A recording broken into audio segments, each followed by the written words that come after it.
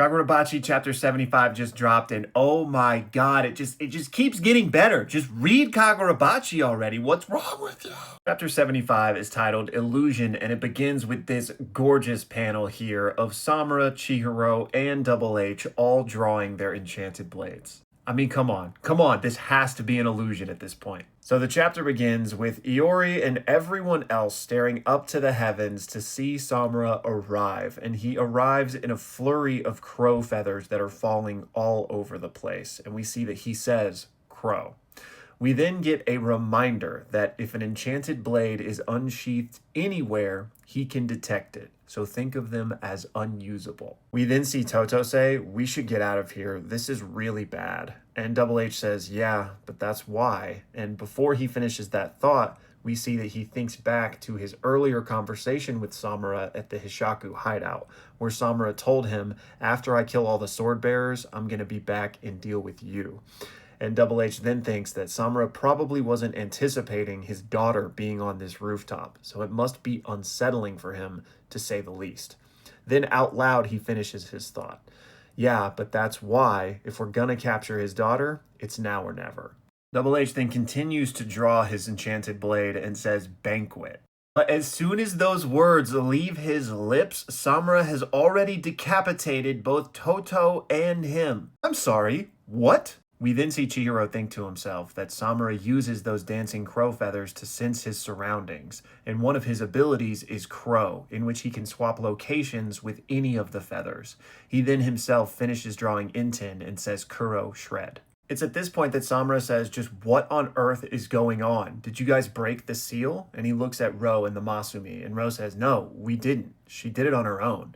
And Samura just coldly says, then redo it. And Iori looks at him and says, do you have nothing to say to me after such a long time?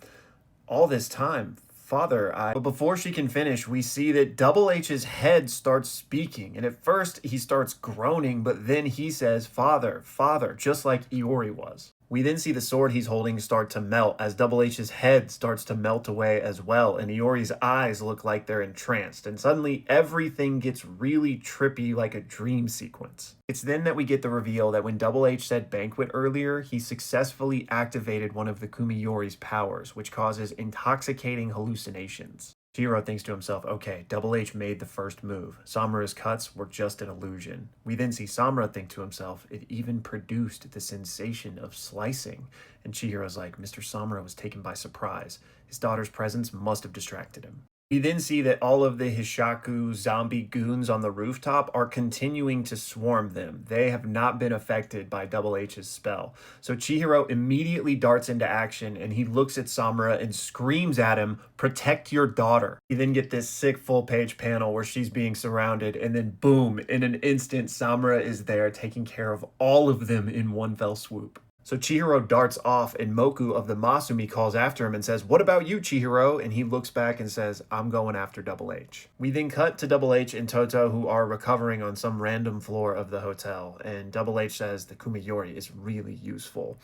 And Toto says, yeah, but your wounds are serious. And with your abilities, we can get away. We don't have to get risky here. And Double H looks at her like a little kid and is like, let me get risky.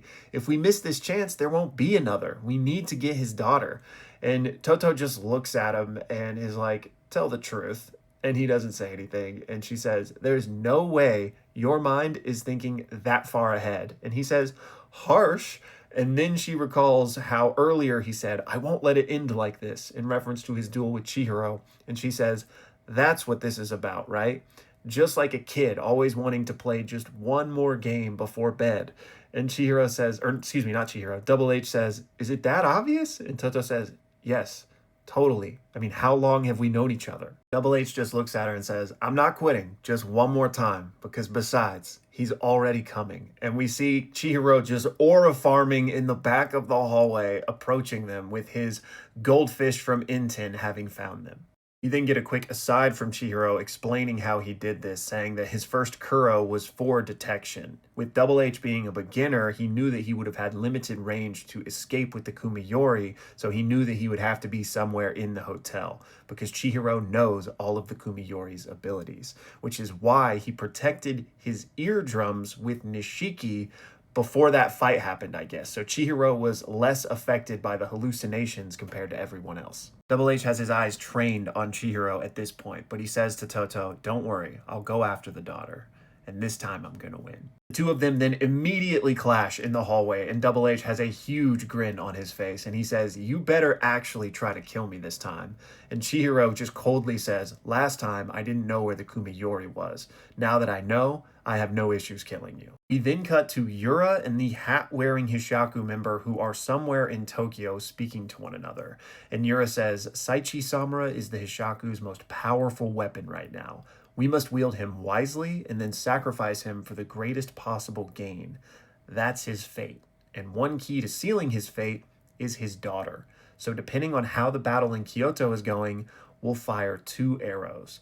We then cut to a panel of the Shinichi blade, and we see that it's being guarded in this like heavily fortified location. And then Yura continues. He says, "Deep down, right below where we're standing, lies the Shinichi."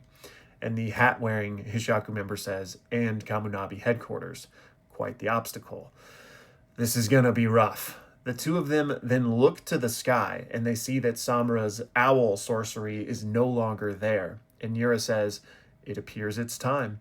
He then places his hand down on the ground, and all of these roots start to form. And that's where the chapter ends. Bro, what a freaking chapter. What a roller coaster of emotions. When I saw Samura just decapitate both Double H and Toto like that, my jaw dropped. You guys know Double H is my GOAT right now, so I don't want him to go out sad like that, but that was such a moment. I was going to be okay with it. But I'm actually very, very glad that that was an illusion. This is such a cool ability. I love the way that these enchanted blades can do such creative things.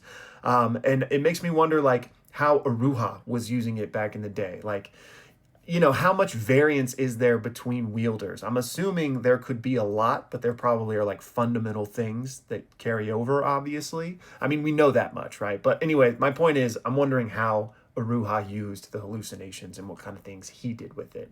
But yeah, like, how else does this work? Are you just fully protected if you protect your ears like Chihiro did? Or how trippy is this battle going to be between them if we got hallucinations happening mid-fight? I don't know how it's going to work, but I'm very excited. That being said, though, I still don't want him to die, but now I feel like he is fully on the table to die, that they're having this enchanted blade duel. But I love Double H. I want him to be a long-time foil to Chihiro. We'll see. Also, I gotta just say that I love a competent villain with an orchestrated plan, because I love that they are ready to pounce on this opportunity with Samura, you know, his oversight being gone for a moment. This is when they're going to strike and take the Shinichi. But I'm very curious on what the 2 different contingencies are, right? Obviously, one is going to be in the situation where they do capture Iori, meaning they'll be able to, you know, use her as a bargaining chip, keep Samura on his leash.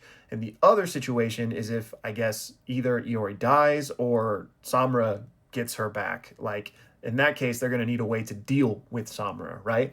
And how could they possibly deal with him? Obviously, getting the Shinichi will help, because then they'll have an enchanted blade to wield against him, but who's going to wield it, right? Because the Swordmaster is still alive, and we know, thanks to, I'm blanking on his name, the auction master guy, Sazanami? I'm butchering it, but we know that you can still wield it somewhat, even though the Swordmaster is still alive. But like, somewhat wielding of that doesn't seem like it's going to be enough to get the job done against somebody like Samura, right? But maybe Yura is just that built different. You know, he is seemingly being propped up as like a main antagonist here. Or maybe even they plan to give the Shinichi to the Swordmaster to have him kill Samura and then deal with him somehow or something, right? I don't know. Anyways, as always, let me know y'all's thoughts. Join the Discord if you haven't already. Come talk Kagurabachi with us there. And since today is Sunday, we will be having a watch party for the next episode of To Be Hero X. So come join us for that as well.